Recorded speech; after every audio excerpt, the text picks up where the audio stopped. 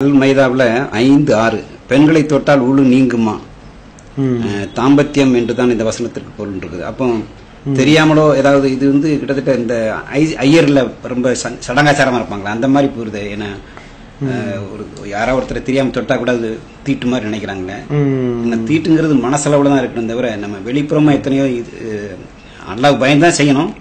இருந்தாலும் இது வந்து ஏதோ தெரியாத தரப்பட்டா கூட அது ஒரு தீட்டு நினைச்சு அதுக்கு போய் ஒரு கிளீன் பண்ணி ஒரு ஃபார்மாலிட்டி மாதிரி ஒரு சடங்காச்சாரம் மாதிரி ஒரு சம்பிரதாயம் மாதிரி பண்றாங்க. ஏன்னா ஐயர் வீட்டுக்கு போனா நம்ம ஒரு வேற ஜாதி போனா அந்த வீடை கிளீன் பண்ணி சுத்தம் பண்ணி தான் இது பண்றாங்க.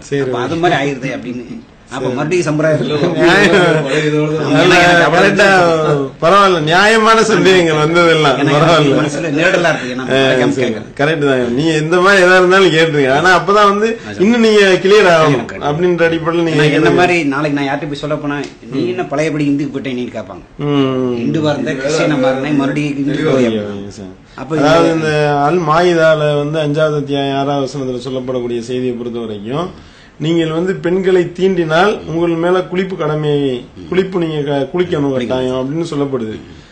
இது வந்து என்ன அப்படின்னா அது பெண்ணை தொடுறதுக்கு இல்ல சார், உடல் உறவு கொள்வதான் இறைவன் வந்து இந்த வசனத்துல சொல்லி காட்டுறாரு. தீண்டினால் அந்த வார்த்தை வந்து தொடுறதை பத்தி சொல்லல, இலக்கியமா வந்து அது உடல் உறவுன்றத சொல்லாம வெளிப்படையா சொல்லாம இப்படிதான் மூடலாதான் பல செய்திகள் இப்படி வரும் இலக்கியமா சொல்லப்படுறது. அந்த அடிப்படையில தான் வந்து அவர்களை தீண்டினால் நீங்க வந்து இது பண்ணிக்கிறீங்க. அப்ப வந்து குளிக்க தண்ணி கிடைக்காதுன்னா நீங்க தயமம் செஞ்சு மண்ணை வச்சு தூய மண்ணை வச்சு அழிச்சுக்கிறீங்க அப்படின்னு சொல்லப்பட்டிருக்கு. இதை பொறுத்த வரைக்கும் வந்து அந்த இதோட நம்ம ஒப்பிட அது வந்து எப்படின்னா நீ உயர்ந்த ஜாதி நான் தாழ்ந்த ஜாதி அப்படின்னு சொல்லிக்கிட்டு தாழ்ந்த ஜாதிக்கார வீட்டுக்குள்ள போனா கழுவி விடுறது, தொட்டுட்டா ஆச்சாரம் அவச்சாரம் அப்படின்ற மாதிரியான விஷயங்கள்லாம் வருது இல்ல. அதெல்லாம் வந்து உயர்ந்தவன் தாழ்ந்தவன்ற பேச்சை வச்சு வர்றது. இது என்ன அப்படின்னா உடல் உறவு கொள்ளும் பொழுது அந்த விந்து வெளிப்படுது. விந்து வெளிப்பட்ட நிலையில ஒருவர் இருப்பாரே ஆனால் அவர் குளிச்சுக்கிறீங்க, குளிச்சுட்டு தான் அடுத்து வந்து அவங்க வந்து தொழுகைக்காக போகணும் அப்படின்னு சொல்லிட்டு ஒரு தூய்மையை வலியுறுத்தக்கூடிய விதத்துலதான் சிறுநீர், இப்ப உதாரணத்துக்கு சிறுநீர் கழிச்சுட்டு கழுவணும்னு சொல்றோம்.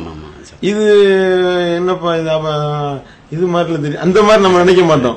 ஏன் தூய்மை தானே அது. அப்ப தூய்மைப்படுத்துறதுல சொல்லப்பட்ட ஒரு விஷயம் வந்து இது உள்ளது. இதே இது ஒழு முறியும்ன்ற மாதிரி பல பேர் தப்பா விளங்கி வச்சிருக்கிறாங்க. பெண்களை தொட்டா ஒழு முறிஞ்சிடும் அப்படிலாம் கிடையாது. பல பேர் தவறா விளங்காம சொன்னது. சாஃபி மதுகப்னு ஒரு மதுகப் பிரிவு வச்சிருக்கிறாங்க இஸ்லாத்துல, அதெல்லாம் கிடையாது இஸ்லாத்துல.